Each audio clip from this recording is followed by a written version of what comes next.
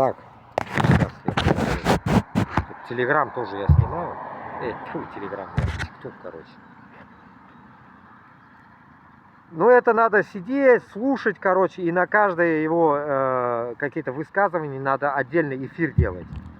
Ну, я вот тот день, где он полчаса говорил, что-то я слушал, я же вам вроде эфир делал, не делал, после этого не делал вроде бы.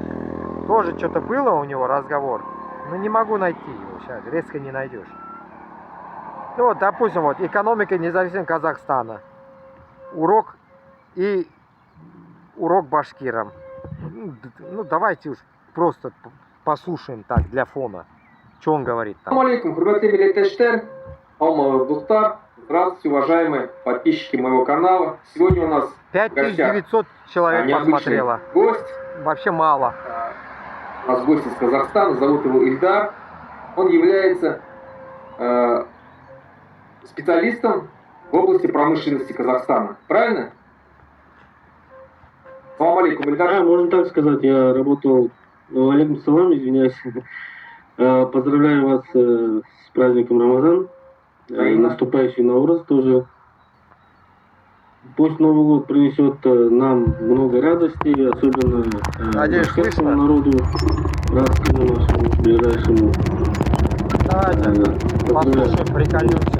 Ильдар, вот ты представился как специалист по, скажем так, по промышленному строительству Республики Казахстан, независимого Казахстана сегодня, можно сказать, успешно развивающего, динамично развивающего Казахстана.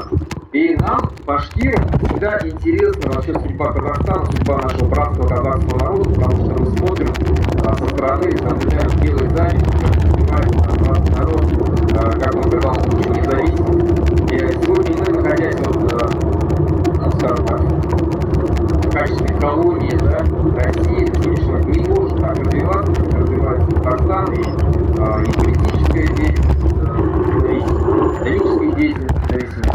Так ли все?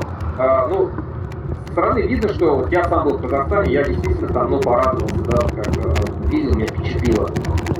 И, конечно же, я выживал сам наушника нашего Казахстана, независимым государством.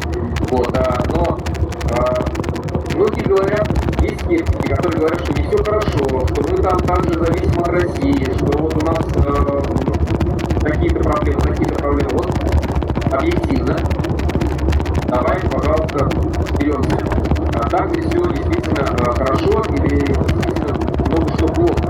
И вот первый вопрос, если начать с прошлого, вот Казахстан много веков был в составе, ну, сперва Российской империи, потом Советского Союза.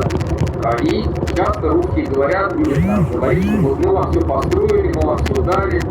Насколько был индустриализован Казахстан в советское время, допустим, да, что там, у вас какая промышленность у вас была, насколько вы были, ну, самодостаточны и так далее, или вы зависели полностью от СССР?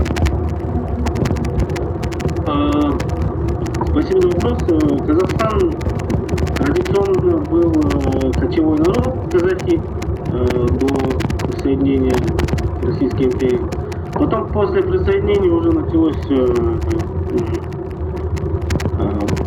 постепенно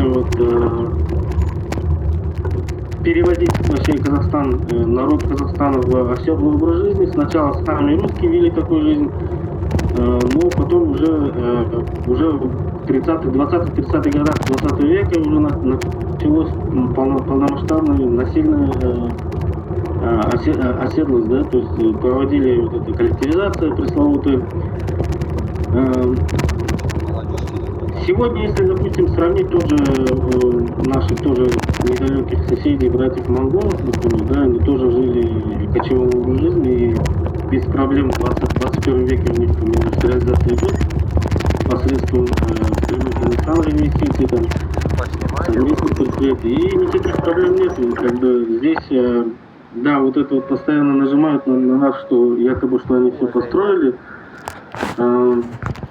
Здесь хочу отметить, что казахи вообще жили испокон веков вели два вида хозяйствования.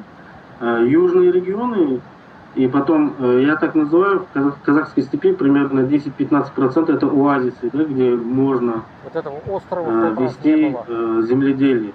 И там жили казахи, строили города, вели земледелие, да, иначе откуда в национальной кухне присутствует много мучной там продукции и так далее, дальше продуктов.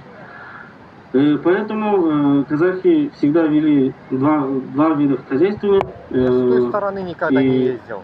Вот Попробовать этим надо с много той стороны. городов было, допустим, тот же в 19 веке Поедем можно в вспомнить библиотеку города Фараб, которая в исламском мире по количеству книг, она была вторая библиотека после Александрийской библиотеки в исламском мире.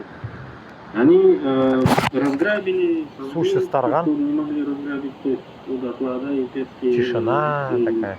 войны. Поэтому то, что они говорят, построили, ну, это, наверное, только хрущевки, можно сказать, и заводы, которые куплены были у немцев, у американцев, там, да, и потом были оплачены народами Урала, Поволжья, Центральной Азии, там, Северного Кавказа и Украины, да, то есть богатые были вот эти регионы, как всегда. И в этих регионах никогда не было проблем с едой в наших регионах.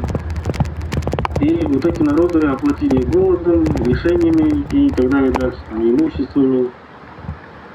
И до сих пор ведь находят археологические раскопки в разных частях Казахстана, там, каких только денег не находят монет, там, римских, византийских, арабских, китайских. И Да, индийские даже монеты находят. Ни для кого не секрет, что через Казахстан проходили основные